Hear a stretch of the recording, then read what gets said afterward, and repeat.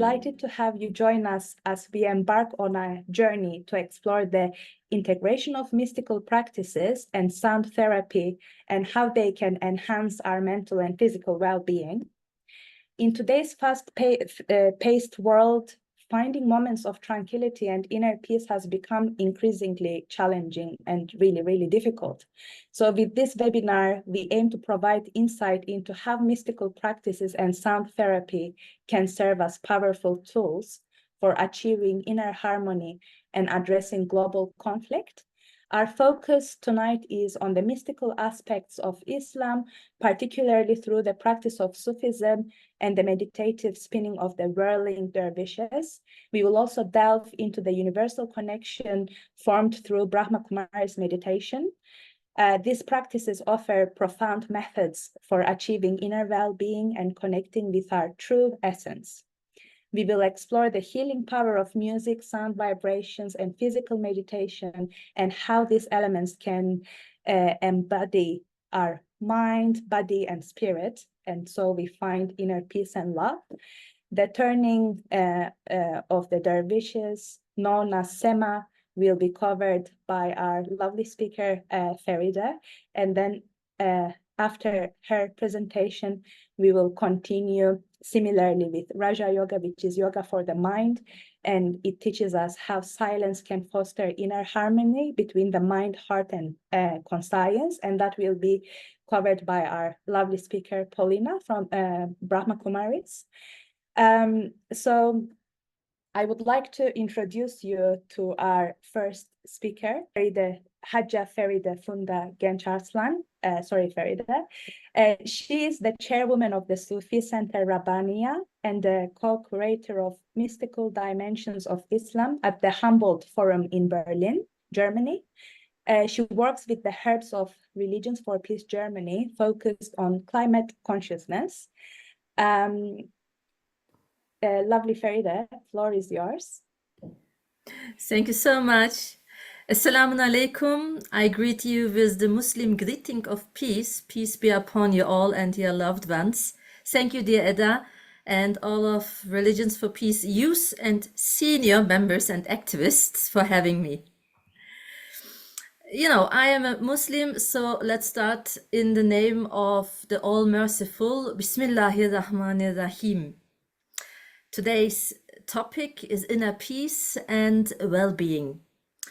Do you know all the prayers and duties in Islam, such as the 5 daily prayers and fasting in Ramadan, but also the giving of the year's wealth to charity, are only exercises to pose physical existence and the material world in order to recover spiritually?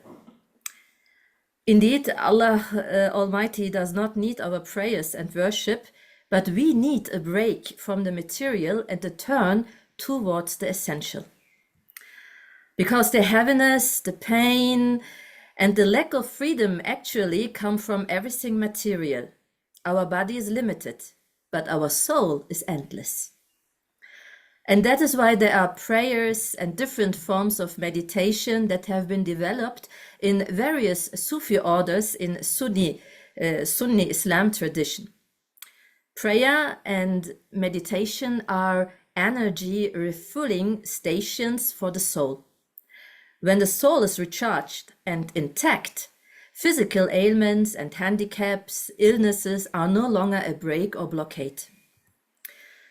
Among the various forms of meditation, there is a very special one that is able to calm and energetically cleanse Muslims and non-Muslims alike. Sema. Sema is an Arabic and also a Persian word and literally means to listen, to hear, and in Sufi context, to devote oneself to the words of one's creator. The Holy Book and Last Testament of the Muslims, the Noble Quran, is more than a revelation, it is an address from Allah Almighty. An address to his crown of creation, the human being, regardless of whether man or woman, old or young, Jewish, Christian or Muslim. The believers are addressed And everything that is written in the Holy Quran, but also the 10 commandments which the Prophet Moses, peace be upon him, received, are a recommendation, a guideline that our all-merciful Creator has given us for a peaceful living together and well-being. Islam means submission, devotion to the will and recommendations of God. And the Muslim is the one who surrenders, namely to his faith, if you don't want to say religion. You know, why do we say devoted to his faith and not devoted to Allah Almighty? Because everyone understands the word according to his understanding. Allah Almighty says in the Holy Quran, I am closer to you than your jugular vein. He is with us all the time. But how many know about his omnipresence? How many feel his presence? How many hear him? And how many speak to him? Everything began to come into existence through his word. Be, kun fayakun. And according to the Holy Quran, everything in creation praises its creator. Everything, the birds, the fish, the flowers and the grasshalms and the stones and the winds, all praise Allah Almighty and say, Who? Every breath, every movement, everything lives and communicates through the divine breath. Who? But only the heart of man, of human being, sings alone in addition to it, Allah. That's the heartbeat, you know. For Allah says, I do not fit anywhere in my creation, only in the heart of my sincere servant. That is why man, human being, is the crown of creation. And the dervish, the Sufi, sets out in search of him by following his own breath and heartbeat. Mevlana Celaleddin Rumi once walked through the bazaar in Konya in Turkey and heard how the goldsmith struck the gold with a hammer. Tock, tock, tock. At that moment, Allah Almighty opened the ear of his heart, and he could hear how every blow on the lump of gold called Hu and praised his Lord. This was the very first moment when the secret of the Quranic verse was revealed to Mevlana Rumi. Estağzu billah, and everything on earth and in the heavens praises its creator. Over the joy of this discovery, we call it kashif, Mevlana Rumi began to turn, to spin in the middle of the bazaar. Since then, he has turned again and again when a new heavenly secret was revealed to him and he wanted to internalize and deepen its meaning. Hearing thus activates our understanding and we move according to what we hear. For the very first sensory perception of the human being as an embryo in the womb of the mother is the hearing of the mother's heartbeat. And as we told before, the heart makes zikr, repeats and reminds us of Allah Almighty. Allah, Allah, Allah. When the dervish turns, he tries to activate this original hearing by switching off all other senses and only hearing is active and conscious. For what? To find his Lord, Allah Almighty. Know yourself in order to know your Creator. Whoever lives and moves in Islam, in submission, will find salam, peace. Salam is the root of Islam and resolves from it. And those who find their own peace will also have the power to share this peace with others. So all these highly spiritual, transcendental contents and ideas are symbolically reflected in the moving, turning meditation of the dervishes, the Sema.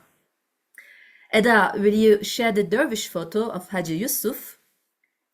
Haji Yusuf is our community member from the order of the Honorable Naqshbandiya, we are not Mevlevi, but our Grand Sheikh is authorized to introduce into Mevlevi traditions, like as the Sema. Thank you, Eda.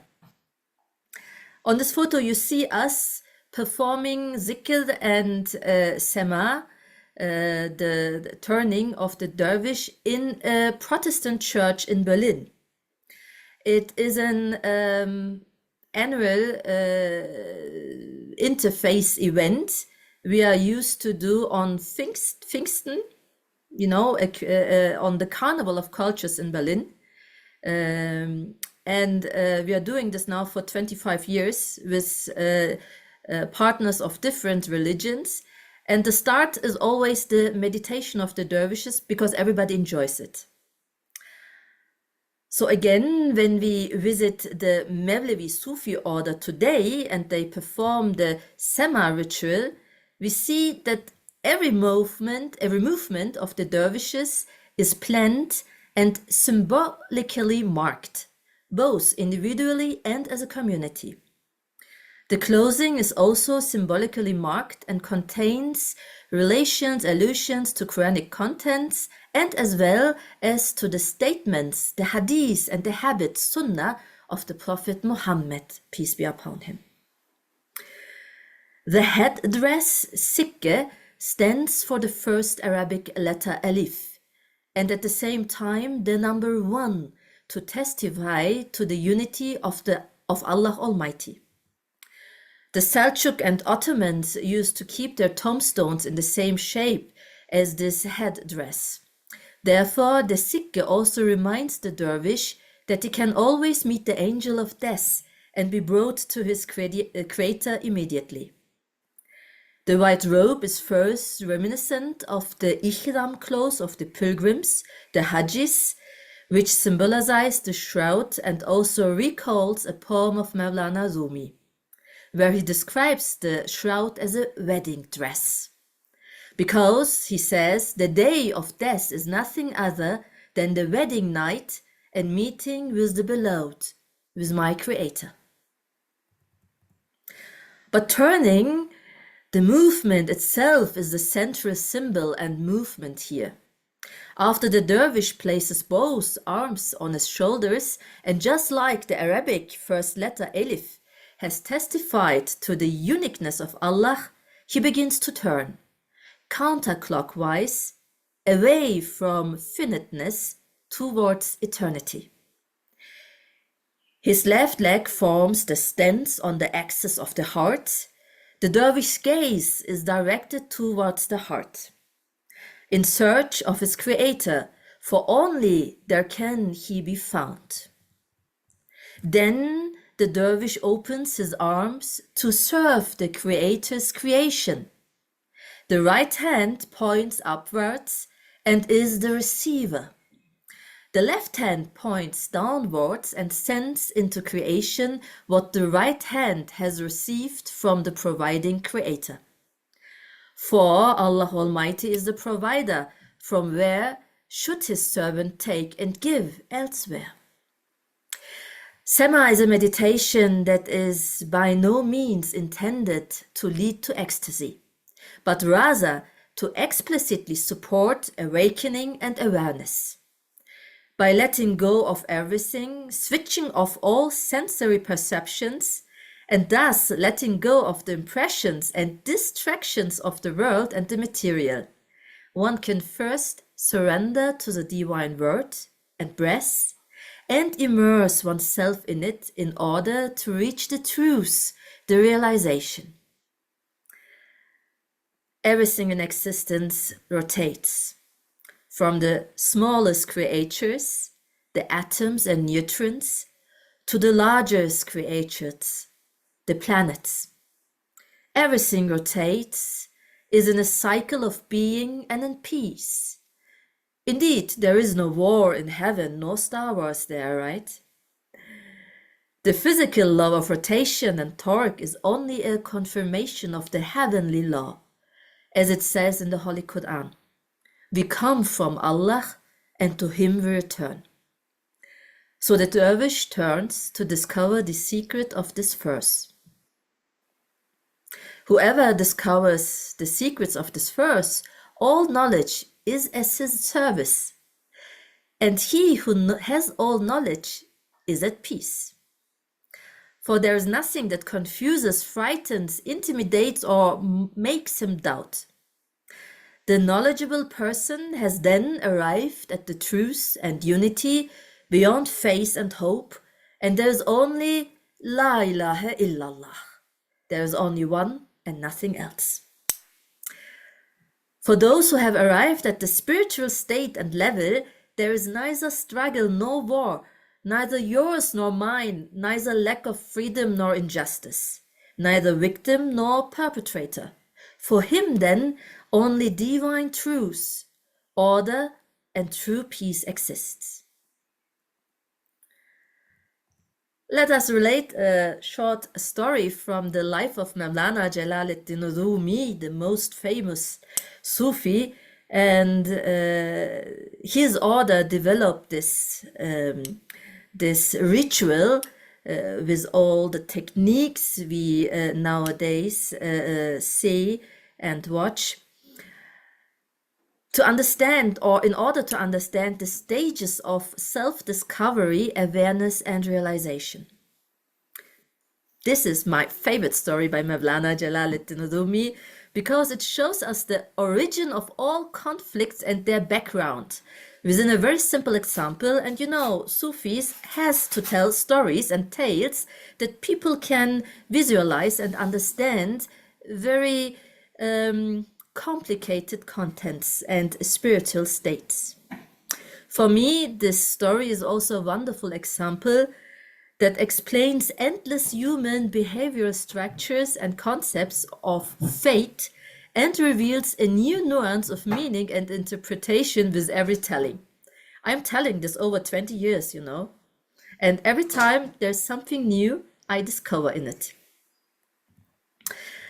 So once a student of Mevlana Jalaluddin Rumi asked him about the 4 stations of tasawwuf, of Sufism, which are the 4 stages to divine truth. Mevlana told him to go to the madrasa, into the classroom, where 4 students were sitting next to each other studying the Holy Quran, and to hit and slap one after the other on the neck. Said and done. The student slapped each of the 4 students in the room. What an order, right? The first one got up and slapped him back. The second one got up, and just as he was about to slap him, he stopped halfway. The third one just glazed at his face. The fourth one just continued to do his work, no move. The student came back to Mevlana, who explained to him. The first one was at the level of Sharia, the love and justice, so he dealt with you at the level you dealt with him. You get the slap back. The second one was at the level of Tariqa, let's say Sufism. So he remembered and dealt with you how his sheikh, his master, reminded him to deal with you with forgiveness and mercy. The third one had the knowledge that it was all the doings of the divine, Marifa. Only Allah allows everything that happens. But he was curious to know whom Allah had sent to carry out the attack. So the first one was in divine annihilation, who, and had already reached to Hakika, the divine truth of unity. So he had no concern whatsoever. For him there was only one truth, La ilaha illallah. This is the journey of the dervish when he starts to turn. And now, with Eda's help, let's watch how the Samazen, the turning dervishes of Konya, look like.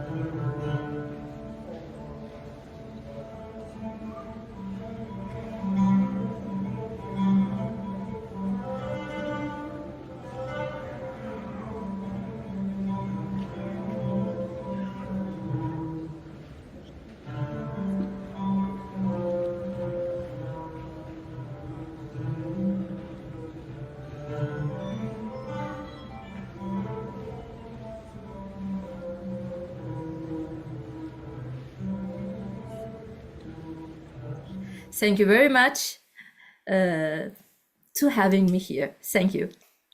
Thank you so much, dear Feride. I will continue with my next speaker now,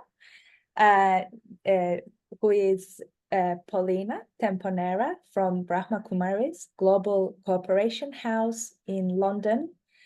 And she's been practicing Raja Yoga meditation for 10 years. She has a background as a speech therapist and works extensively with special needs children and their families, as well as, I cannot just pass without mentioning it, she is also from my hometown, Greece. So floor is yours, Polina. Om Shanti and Namaste to everyone. Thank you so much, Feride. It was a lovely presentation, and I really love the detailed description and the dance, although the video wasn't so, it was stuck in between, but I really got the feeling, the round and all the explanation you gave earlier. Thank you so much. So as Eda said, my name is Polina, originally from Greece, and I have been practicing meditation, Raja Yoga meditation, last, 9-10 years. And I would like to share with you some slides if you don't mind. And before I start explaining what I practice,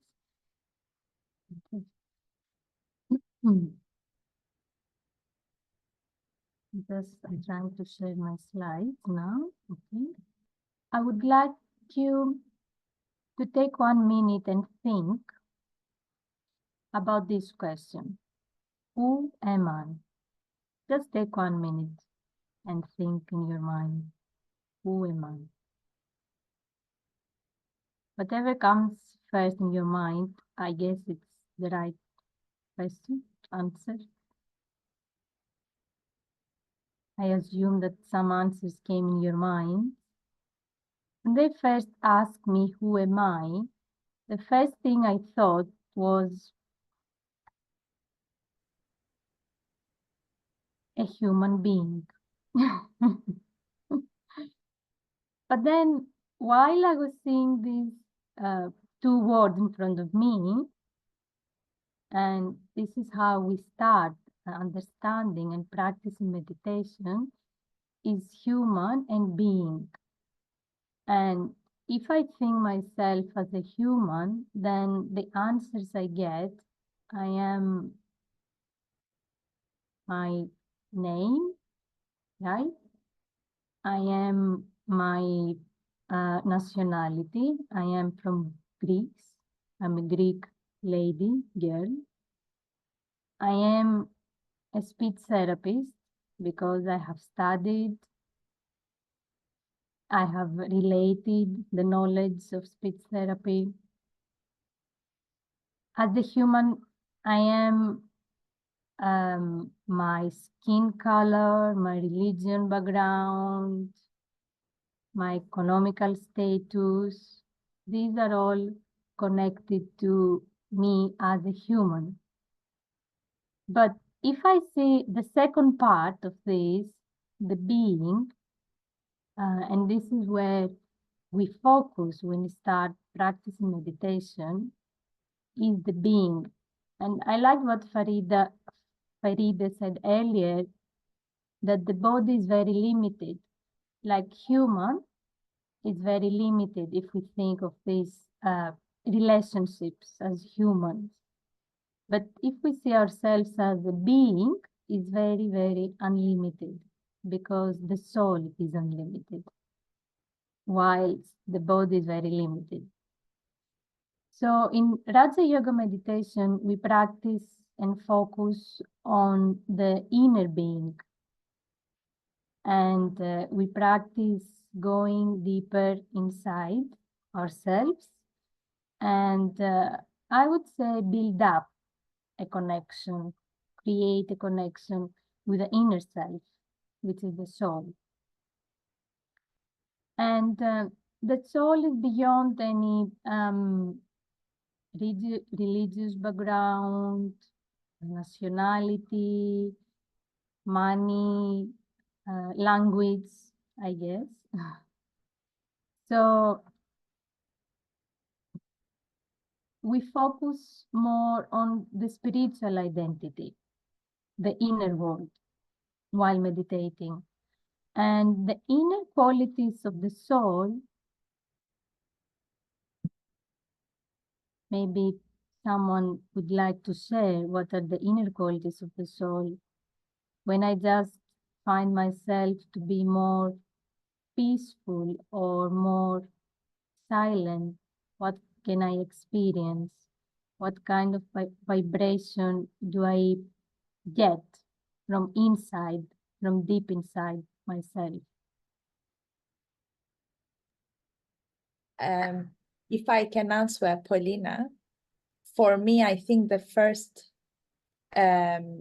feeling is calmness, because of the stressful life I have, is the moment that I pause. Yes.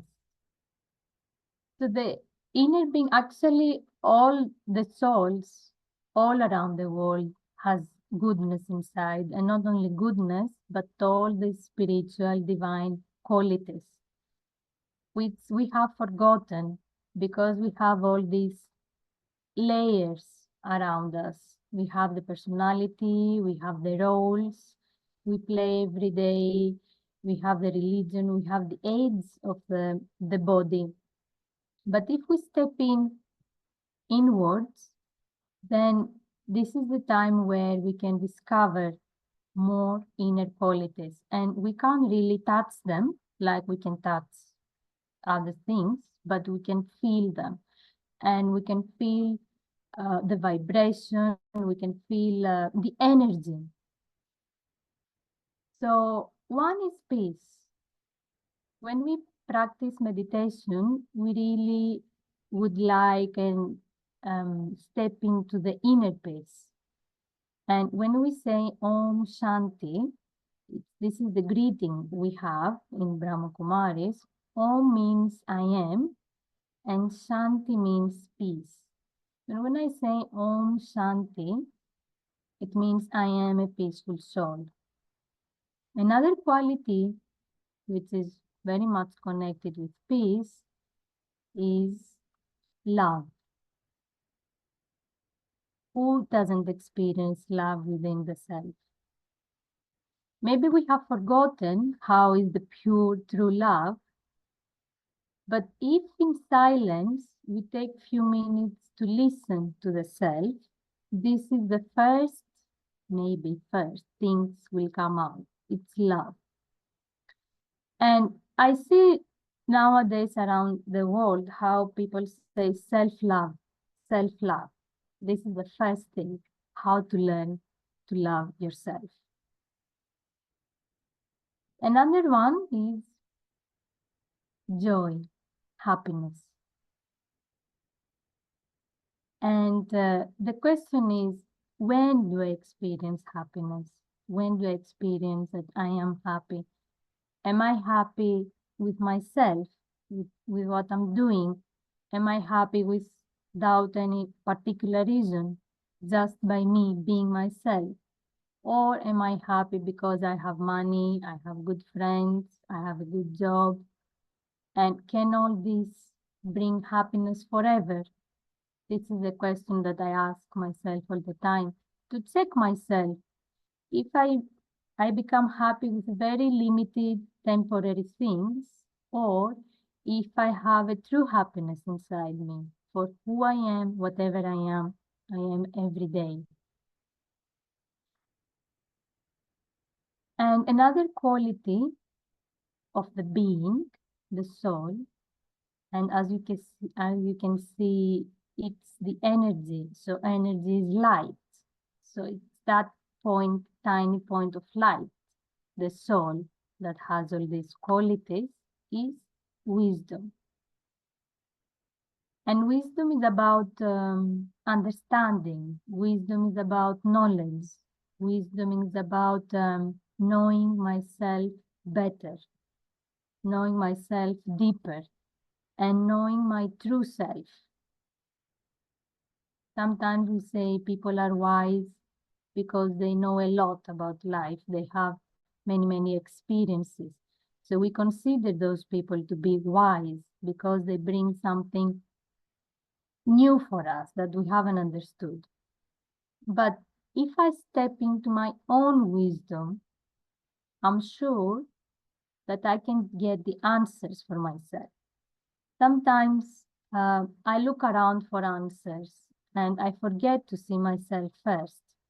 And I know if I ask myself about something, if it is right or wrong, and then I feel that my conscience bites me, means, oh, this is not right. I shouldn't do that. So this is part of wisdom.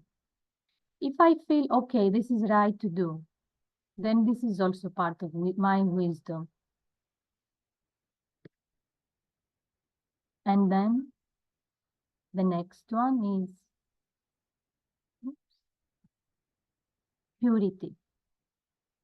And purity can be in many different levels.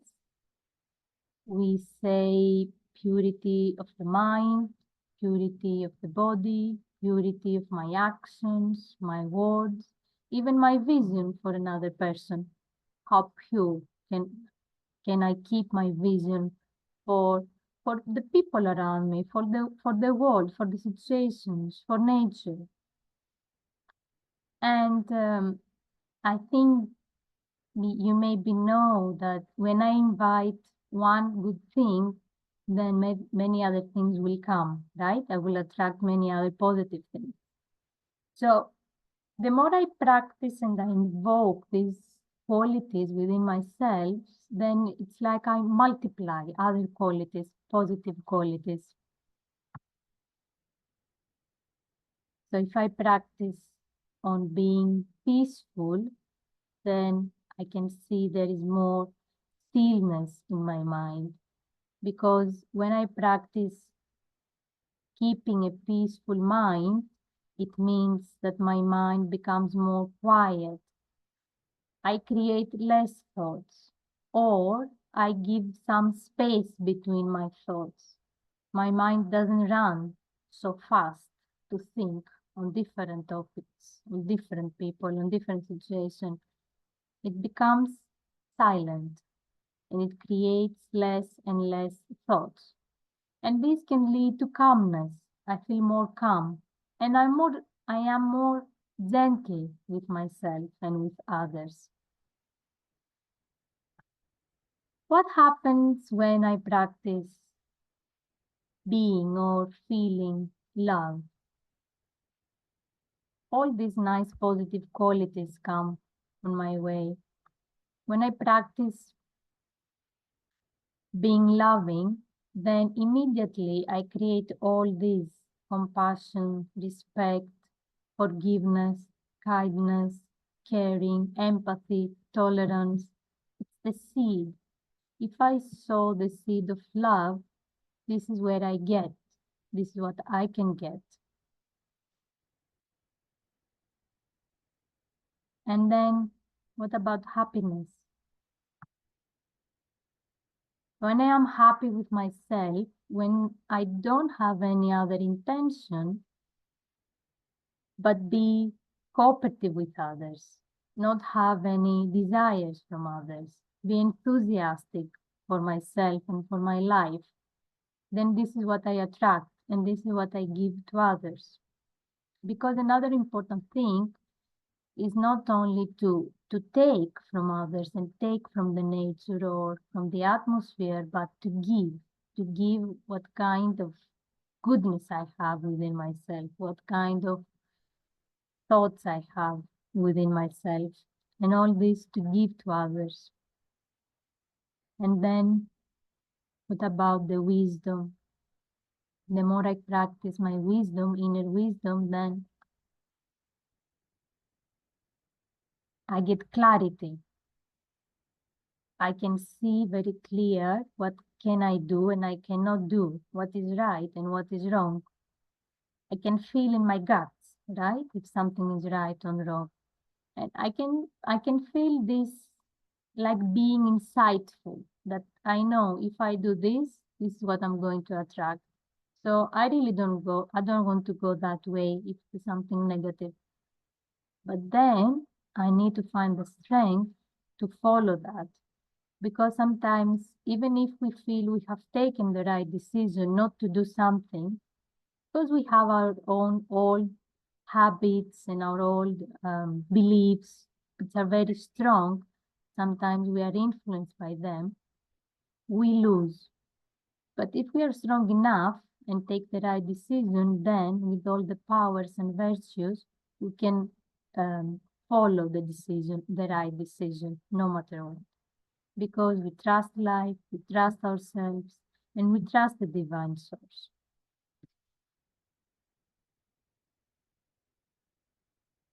Then purity. Purity brings all this positive. Purity brings strength. Purity brings lightness. Purity brings power. I can imagine, you can also imagine what happens when I have a pure, positive thought about something or about someone, and what if I have a negative, impure thought about someone? How do I create my environment around me? So all this leads to well-being, and you see this being is still there when we say well-being. So the well and being, they're very much connected, right? Human being, well-being, it's the being that we have to focus on. In our meditation, we practice focusing, as I said earlier, on the soul and especially on the mind. That's why we call it Raja Yoga for the mind. The first step is to observe our mind and observe the quality of our thoughts, what kind of thoughts we create. And we have, during the day, we have some moments of silence that we can practice that, and we can improve the quality of our thoughts. Because the thought is the seed of my feelings. If I create a positive thought, then I get a positive feeling. But if I create a negative thought, immediately my feelings become very heavy and I don't feel light and I don't feel well. So everything begins from there, from the mind and the quality of the thoughts that I keep during the day. So we practice very often to check, observe the mind, observe the qualities, check the thoughts, and then transform. And we transform the thoughts, we practice to transform the thoughts by invoking the inner goodness, all these qualities within the self. And we have the founder of Brahma Kumaris, Brahma Baba, used to practice a lot with the mind, and he used to say to quarantine the mind. It's like quarantine. When we had the COVID and I become ill, then I have to keep myself somewhere in the room because I need to take care of myself first to be well and then come out of the room. So this is a practice that it really helps to protect myself from the influence of the environment, from the influence of negativity or negative people. And when I protect my thoughts by invoking positivity, then I also change my feelings and I change my actions, because it starts when I create the thought, then I create the feeling, and then I perform the action. I think my next, I would like to play a video with you. I just found it very inspirational. Who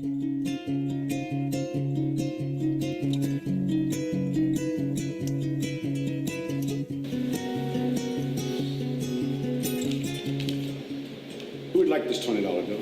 I do. Okay. I'm going to give it to one of you, but first, let me do this. Okay, now, who still wants it? I do. And what if I do this?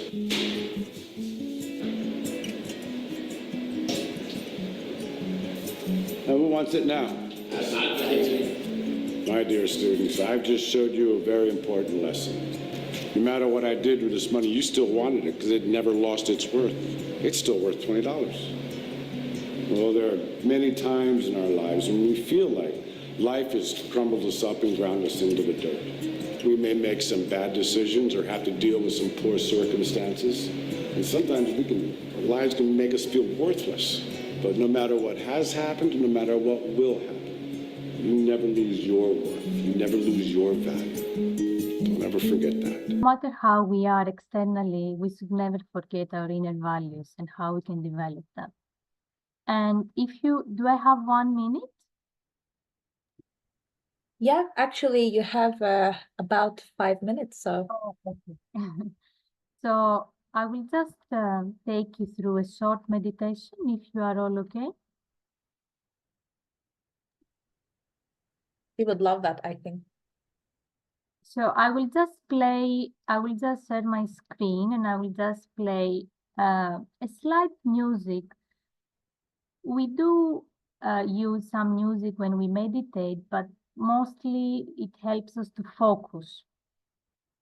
And I would like you, while I was guide you to the meditation, just to focus on my words and the music. In that way, we can somehow control our mind to be in the right path.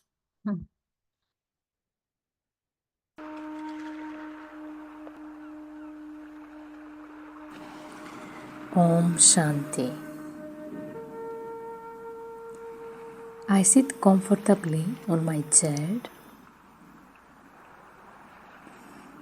and I pay attention to relax my body.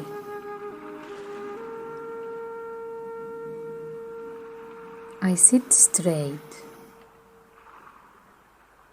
and I place my foot on the ground and my arms in my lap. I take a deep breath and I relax. My whole body is relaxed. Nothing should distract me. My body is completely relaxed. I breathe in and breathe out. I take a deep breath in and I exhale. And as I breathe out, I release any tension I may hold. The tension of the day, the tension of any situation.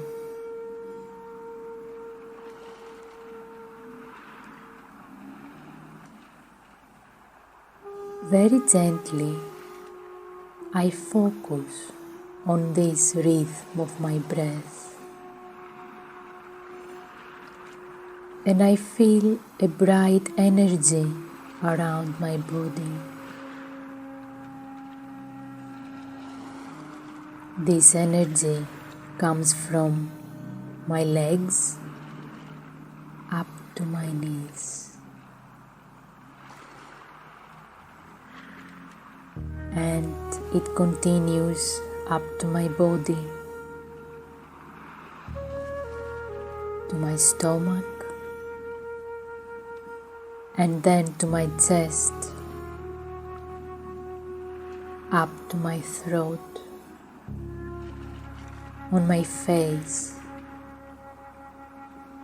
and I focus this energy in the middle of my forehead.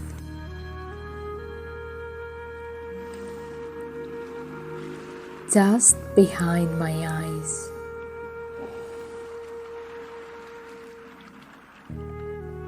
I may see this body with my physical eyes, but they say that the eyes are the windows for the soul, the living energy. I draw my attention inwards and remain still to experience the inner silence.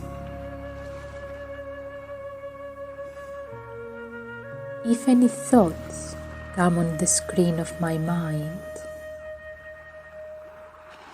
I observe them from far away and then, very gently and with love, I let them go. I observe my thoughts, they are coming and going, coming and going. I focus on myself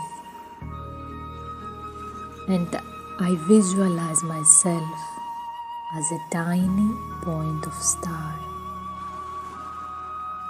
a living energy full of peace and love.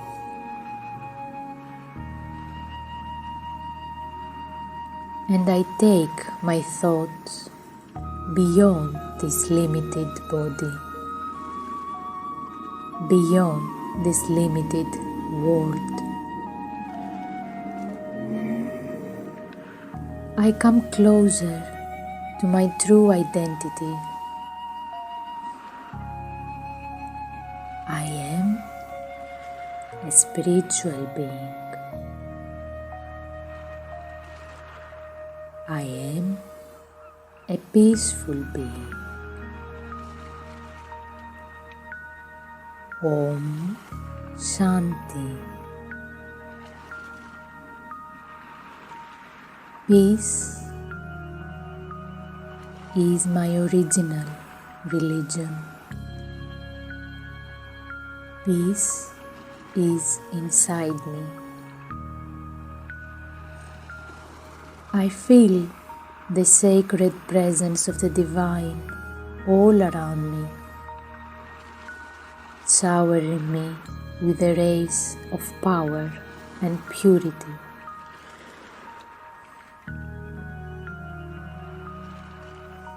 The more I remain close to this divine company, the more I remind myself, who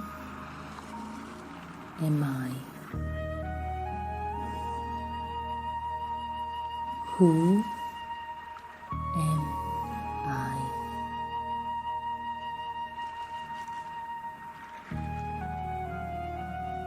A divine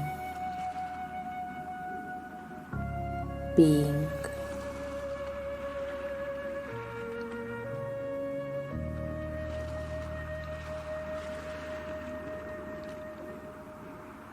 A living being. My true nature is happiness, peace, love.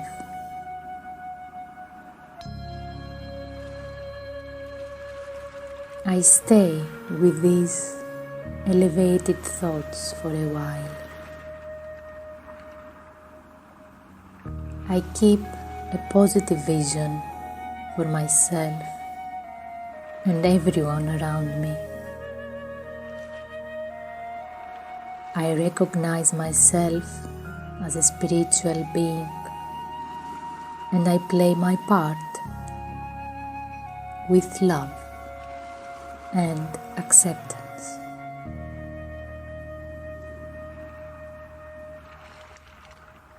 Everything around me is beneficial.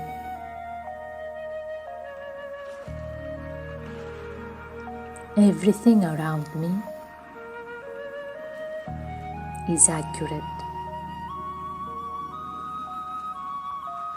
Everything around me is to make me a better me.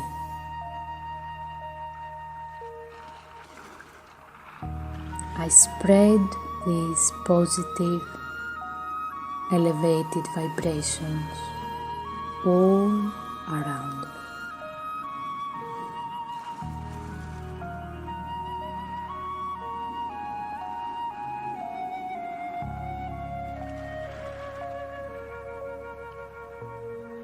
My awareness has changed now. I see with different eyes, gentle eyes.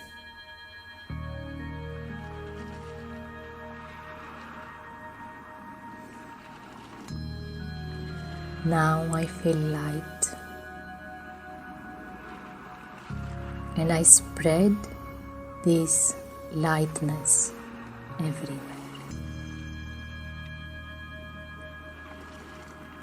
Om Shanti. Om Shanti. Thank you.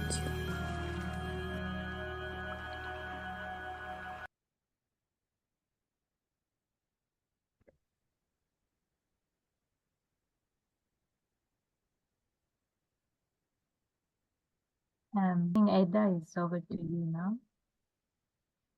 It was such a experience from my end, starting with Sema of Dervishes. By the way, I just shared the link for the video for your perusal. Feel free to share your videos as well, Polina. And continuing with the meditation practice that you guided us, Polina. It was great to kind of feel that peaceful sensation in me. And I'm wondering if anyone else from the audience would like to share how they felt. Yes, Yash? Thank you. Namaste, everyone. I have two questions from both of our speakers. The first is for the Sufi speaker. Ma'am, actually, I wanted to understand that since, the entire dance in dervishes, so this is a tariqa, this is a way how the Sufis have been living. But as an interfaith teacher also, when I teach my kids, so do you think, is there any way that we can pass on this technique to children, because we need an instructor, because that may dilute some of the instructions, so I mean, I was not clear that can we actually induct children into this practice of dancing dervishes.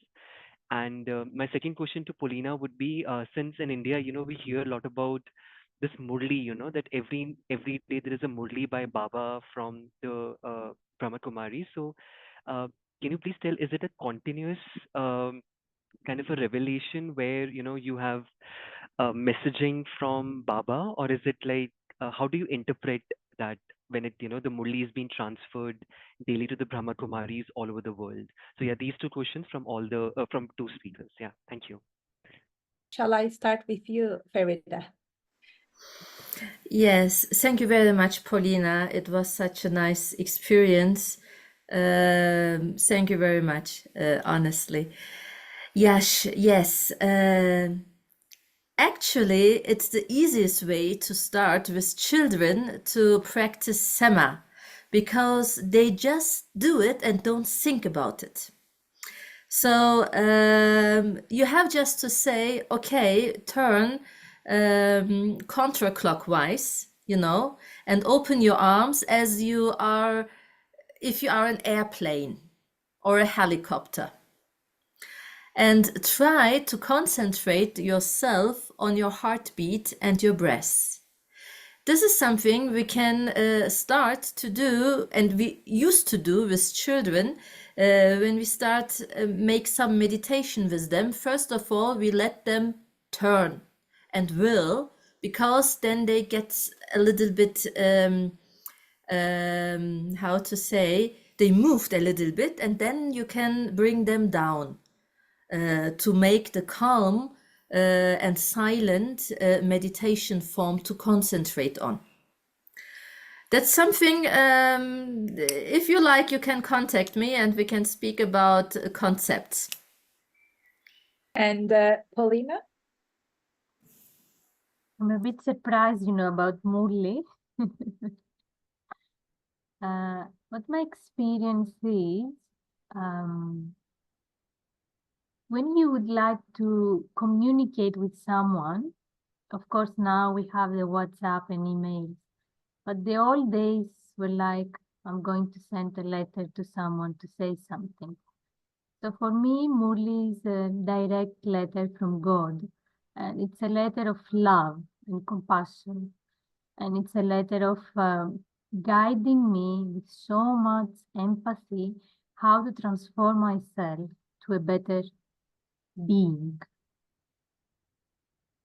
Thank you, Polina. Also, Feride. Are there any questions? Yes, Karishma, dear Karishma, and Jared. Thank you very much, Ada, for bringing us together this evening in another very powerful session. Thank you for all the attendees from all over the world. Ada, if it's all right with you, because Sister Polina just used the word God, if we could inquire from her what her understanding of God is, and then put the same question to Feride, if that's all right, just to clarify, because I think different people understand this terminology differently. It's interesting to focus on what our speakers mean. Sure. From my speakers, Polina, you unmuted yourself. Please go ahead. God has different names in different religions. Like I practice meditation the last 10 years, but I come from a Christian background. So we have, and as you know, in Bible, there are many different names of God. But I think and I believe and also I feel that God is like a source, like a divine source, which is available to all the religions, to all the people, no matter the skin color, the language. And I feel that God is unlimited because God can understand everyone, no matter, doesn't matter. He is beyond the languages because I speak Greek, right? But God understands me in Greek. So there are many different names, but He is the supreme light. And I think this is accepted from most of the religions or beliefs, if I'm not wrong. Thank you, Polina. Dear Feride. When I talk in my own language, in Turkish, then I'm used to say Allah, Azze ve Celle. It's an Arabic word, in fact, but Turkish people use Arabic words because they are Islamic socialized. But when I'm speaking in German, in English, then I also use the word Lord, Creator, God, Almighty. These are attributes to address or to talk or name the one who is invisible, hidden in and beyond his own creation, like it is summarized in the 112th surah in the Holy Quran. He is the one who was not born and who gives no birth to others. He is the one limitless, without any boundaries and causes and so on. You know, you can read it, 112th chapter of the Holy Quran. He is the one who is hidden in every name, in every creation, with his secret and his breath. So in Sufism, when we meditate, we always used to say Allah, Allah, but mostly with much more deeper entrance, who, the breath, who, the one you cannot give a name, you have no imagination of, the one and only existent who gave everything an image and a name and a soul. Thank you, Feride and Polina. And thank you for a question, Karishma. I'm asking if there are any questions, but we would love to also hear if you would like to share any experience from your background as well, faith or cultural background. We talked about the role of sacred, the role of sounds in finding or connecting to divine or sacred, or finding the inner peace, most importantly, given the current circumstances that the world is facing, from environmental to humanitarian. We would love to hear how you are finding the peace within you, and also reflecting that back to your friends, your community, into your daily life. Any other names? Yes, Wayne. Well, thank you very much to both presenters here. It was really fascinating to learn more about Sufism and other meditative practices. In my workplace, so I work at the University of Manchester, we run weekly mindfulness meditation classes. So one of my colleagues, she does it. And we combine it with, a reflective type meditation. And then at the end, she'll read a poem, sometimes from Jalaluddin Rumi and many other, poets. And it's something which brings, I think, peace, and some sense of tranquility to our workplace, which can obviously be very, very busy, especially during the current exam period. The marking becomes quite stressful. I think colleagues really, benefit from it, and it's approaching it from a multi-faith perspective.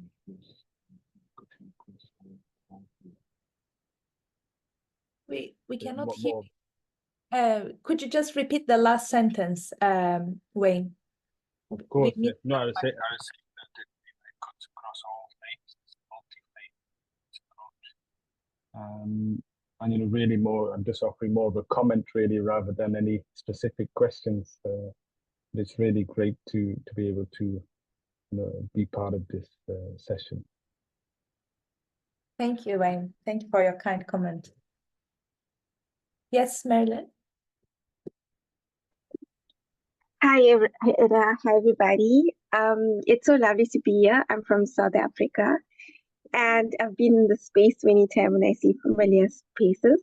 I just want to say that it's such a beautiful session. I enjoyed every bit of it. I loved hearing about the Sufism side of it and the dance, and it's always been my favorite. But to understand it in this context was so much deeper, and it made me feel so much more appreciative of the practice. So thank you for sharing about that, and I'm the Brahma Kumari meditation. And I just wanted to relate back from my experience. I'm from the Hindu faith, but also it relates back to everything that y'all shared. And one of the quote from the Rig Veda, which is called Ekam Sat Vipra Bahandu Vadanti, which means that the God is one, but the wise speaks of it in many different ways. So I really loved how y'all express and define the term God, because we all relate to God in our own way. And that's what brings us together in an interfaith space. And so I thought it was really beautiful. And the other thing about the sound of meditation, I wanted to share one of the practices that we do, which is by Bhakti Marga. It's called Om chanting. So we sit in a circle in a group practice and we just chant the sound Om for 45 minutes. And we delve into the vibration sound of Om, which is meant to bring that healing, the healing to the body, to the mind, and to the surrounding as well. So it's for Mother Earth as well, you know, and the energy is meant to travel to a 2-kilometer radius. So I just wanted to share one of the experiences of sound vibration meditation, which we do. And it's so interesting because Om is like a universal sound as well, which is depicted in other religions like Buddhism and Jainism and Sikhism. And so it's interesting. It's interesting how meditation and our various faiths are all interconnected. And I just love this webinar and I love the sharing, and thank you for sharing. Thank you so much for your kind words, Marilyn, and also sharing your own insights as well. It's Frances here. Yeah, thank you so much for your beautiful presentations, and I look forward to seeing the video of the dervishes, and also love that beautiful meditation and the music in the background.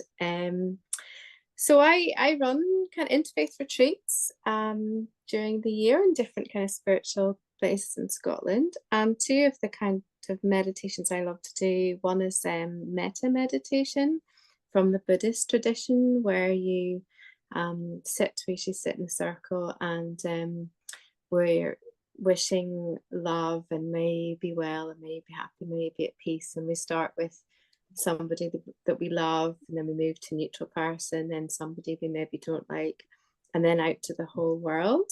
And we usually do this in quite a short space of time, but you can spend a long session on it with each different thing. I find that very powerful.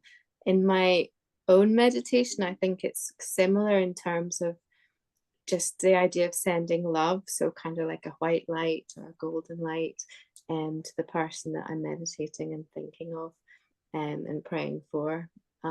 So I guess for me, meditation is quite an active thing.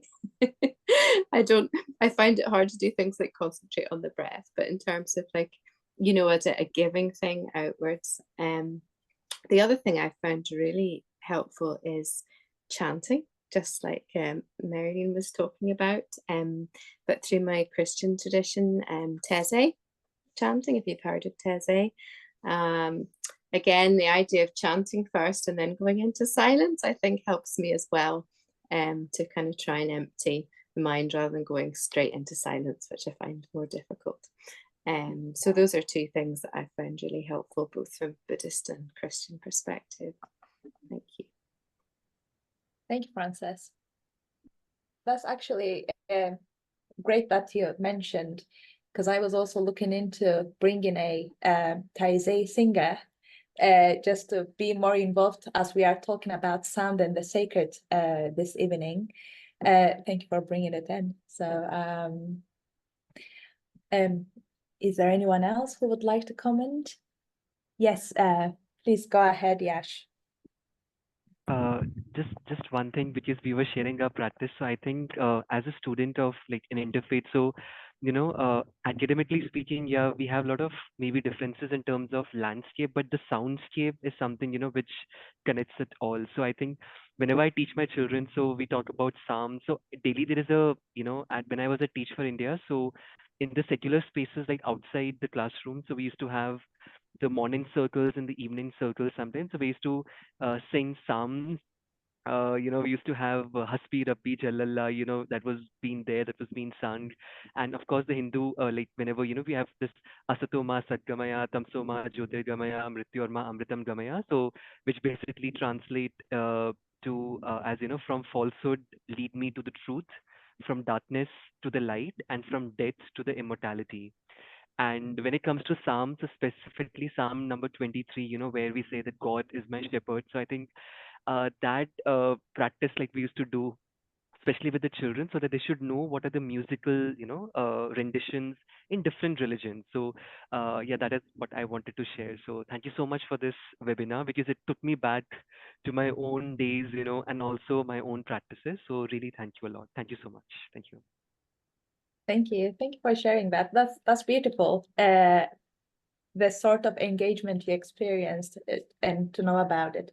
Thank you. I would like to also ask to my chair, Cindy. Cindy, would you like to share Yes, your first, me to thank everybody.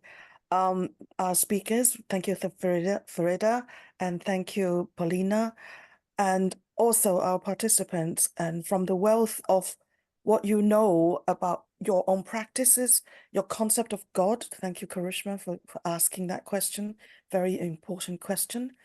And to see that all the differences come together in this idea of peace, that if we reach the inner peace, that we can go out and spread that peace around. And for Francis to remind us that there are even more traditions outside, and we'll definitely get in touch with you, Wayne, to share more of what your people also do. So it's not a lonely thing, and I think we are strong in this will to reach that peace within and without.